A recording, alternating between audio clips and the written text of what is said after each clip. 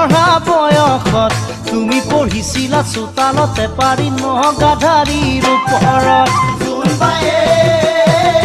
বেৰিয়েতি দিয়া বুলি কয় পঢ়া বয়সত তুমি পঢ়িছিলা চোতালতে পাৰি নগাধাৰীৰ ওপৰত আৰু মই